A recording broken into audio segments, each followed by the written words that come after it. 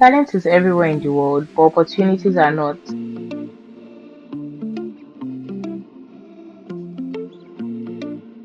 I was an undergrad in a small town in Nigeria trying to make sense of machine learning on my own. I didn't know where to start from. I suddenly didn't have an idea what I was doing. We write code without power supply. We train models relying on free GPUs from Kaggle and Google Colab. It sometimes makes me ask myself if this is what I want to pursue in the next 20 to 30 years of my life. Dreaming is big sometimes feels out of place. What happens next? Once a year, we aim to join AI researchers from all over Africa and by extension the wider world at the Deep Learning Indaba.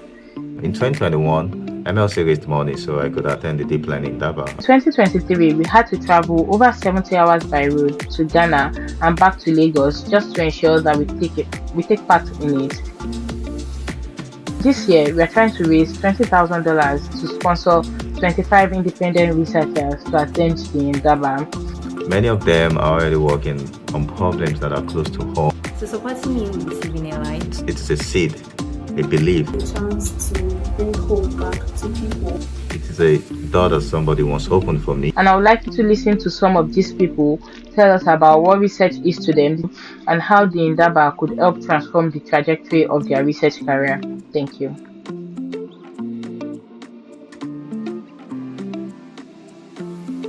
Hi, I'm Steven. I'm a PhD student at Carnegie Mellon University's School of Computer Science, where I work on making machine learning more accessible and efficient, especially for resource-constrained settings. But a few years before now, I was an undergrad in a small town in Nigeria trying to make sense of machine learning on my own. I didn't know where to start from. I suddenly didn't have an idea what I was doing. But that changed when I stumbled on ML Collective. It gave me mentorship. It gave me a way in. My first project was on low resource sign language understanding, and it was accepted to a news workshop and later published at Kigali. And that was the first time that I actually thought, maybe I actually belong here. That was the first time I felt confident in what I was doing.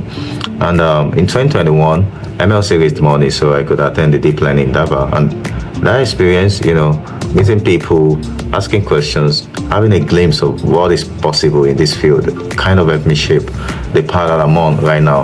And I'm doing research because I want to be part of the people who get to shape how other people experience the world and not just watch it happen. Imagine if someone's next breath was dependent on having like a right accuracy, and because of the limitations we have like in our continent, in our country, the reason the person is not able to have a right diagnosis. So that is actually the motivation behind my research today. So presently, my research is around like improving the diagnostic accuracy for medical images, particularly in like low resource countries, like in the African context. I'm working on multilingual speech recognition with hate speech detection, especially for low resource Nigerian languages. We investigate causal representation learning, causal learning in low resource context, that is in the African context. And we found out that our causal enabled models converges faster than non-causal models. This shows that we can use causal representation learning to solve most of the problems of low resource settings.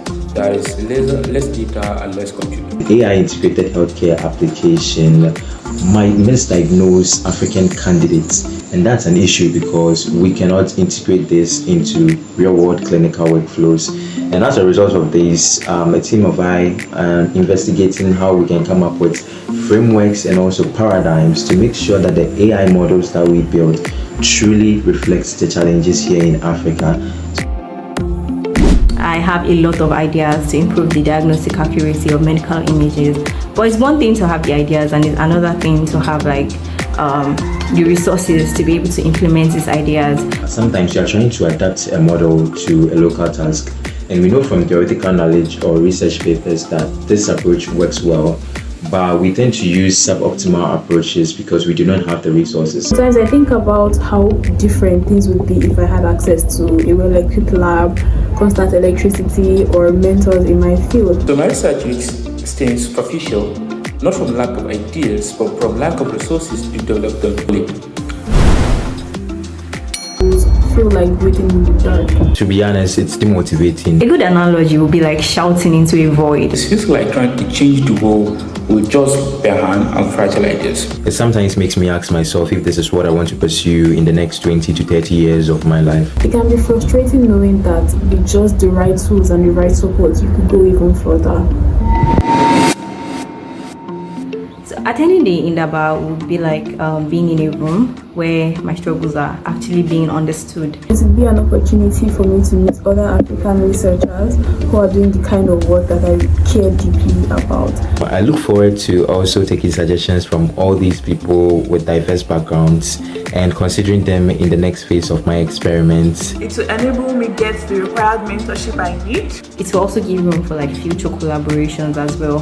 With Indaba resources, I can evolve from struggling alone to contributing meaningfully to global AI progress. Supporting me to attend the Deep Learning Indaba means giving someone like me, who works quietly in the background and working with what little I have, a chance. I want to be there so that I can expose myself and then the research that I do to people so that they fall in love with my work and be able to contribute and collaborate. I've lived through like the effects of poor diagnosis, and I know how much it could impact the lives of people if we actually find a solution to the diagnostic inaccuracies that we currently have. So supporting you will be saving a life, to be saving our continent, and to be saving the world generally. Every skill I gain will be actively shared with my community through open source materials and mentorship workshops. The students in these videos where I once was, full of potentials, ready to go, and definitely hungry to learn. Many of them are already working on problems that are close to home, problems that they can relate to, problems across healthcare, education, infrastructure, agriculture. Your support is more than just a donation. It's a seed, a belief. It is a door that somebody wants opened for me, and one that you can help open for them as well. Thank you for encouraging and empowering the next generation of researchers.